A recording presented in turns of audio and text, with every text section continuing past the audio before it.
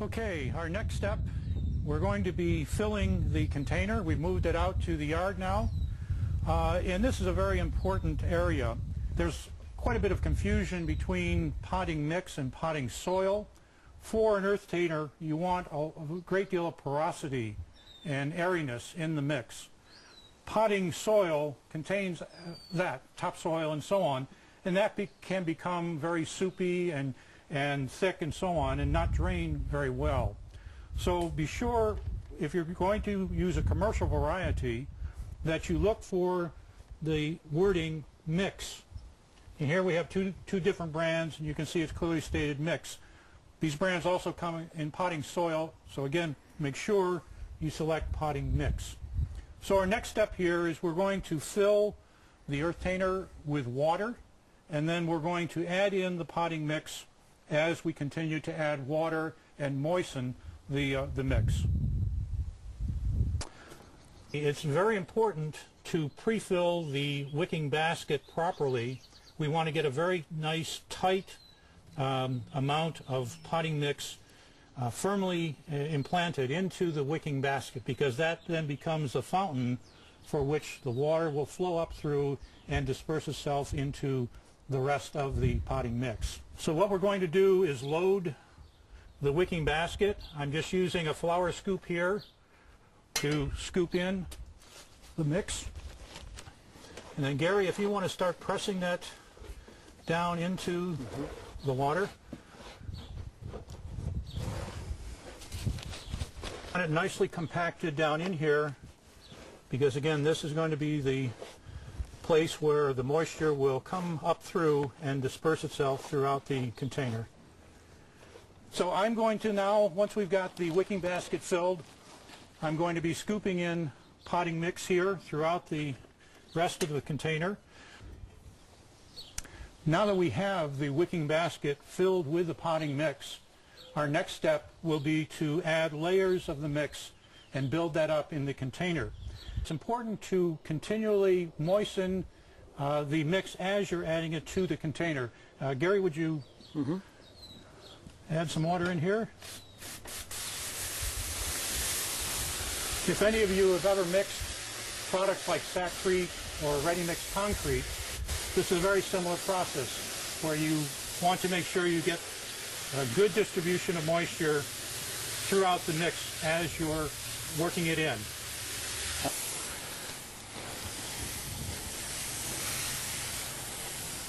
Okay, I think that's good enough. Okay, get the container filled.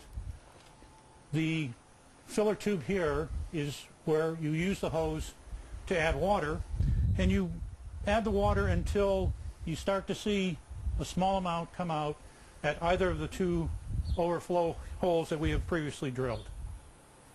Our next step, we're going to add in 2 cups of dolomite lime, and this combats blossom end rot that is seen sometimes in container gardening.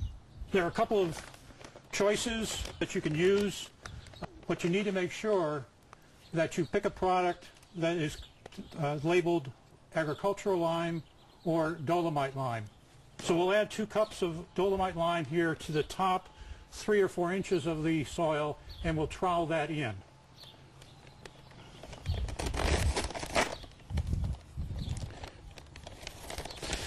Okay, Gary, if you want to sprinkle this on your side. Want to trowel that in down to a depth of 2 or 3 inches here.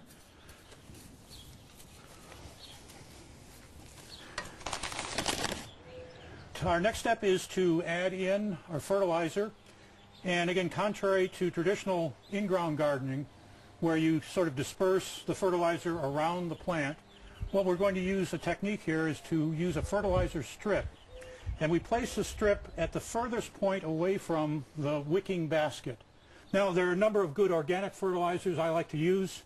Tomato Tone is an excellent product, as is Fox Farms Peace of Mind tomato fertilizer. You've got lots of organic choices to use today. So we'll add a 1 cup fertilizer strip.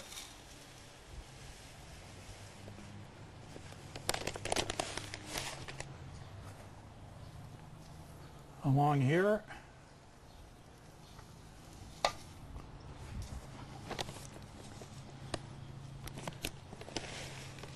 Okay, I'm ready for this side. And Gary, if you'd help me out on that side, just run the strip fairly evenly back and forth.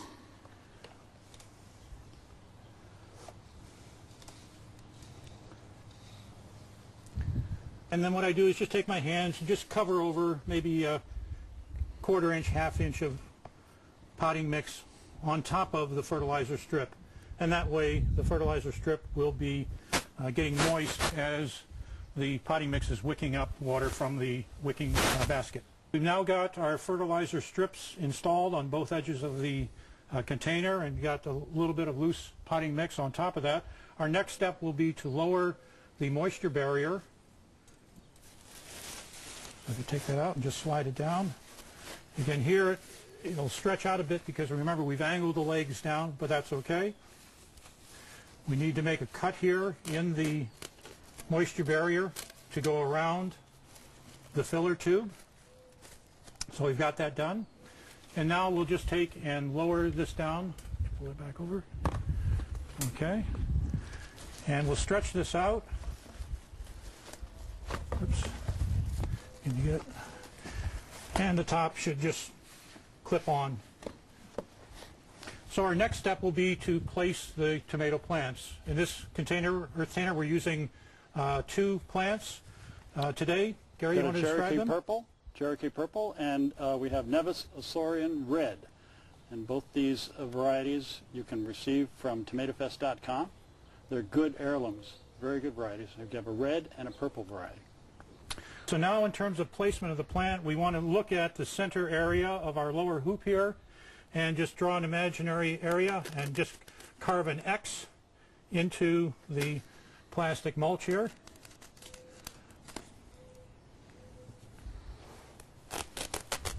Now, in typical in-ground gardening, it's recommended to plant the tomato plant as deeply as possible.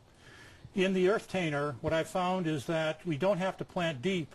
With the wicking system, the roots will actually grow down to the bottom of the mix, and sometimes even through the aeration bench and down into the actual water reservoir itself. So we're just going to plant at a normal planting depth here. I'll just dig out some of the mix, and we can just set it anywhere. Take out our plants here.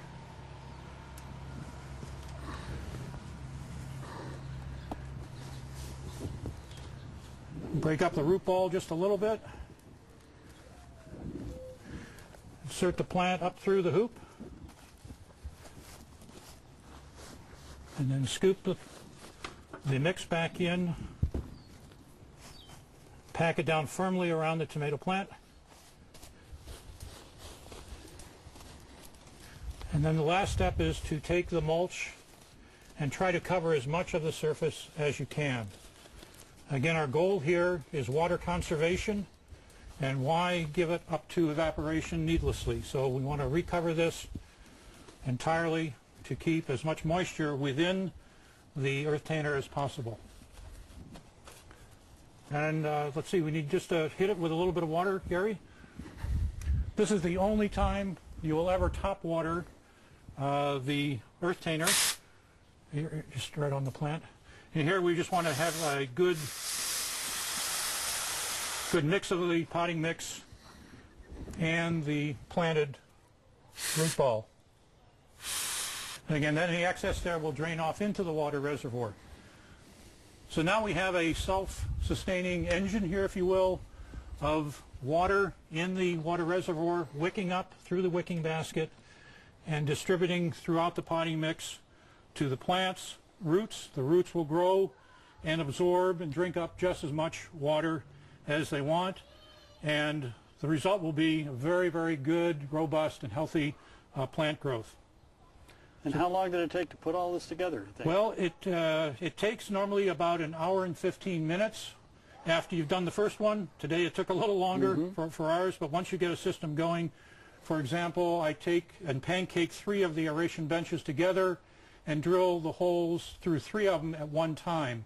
So that kind of technique can gain you some efficiency. Right. So if you're going to build 6 or so of them, you'll average about an hour and 15 minutes per system at the end of the process. An hour and 15 minutes well spent. Well, good, Gary. Thank you very much for coming over Thank today. you, Ray. It's been a lot of fun having you here. You're a great assistant.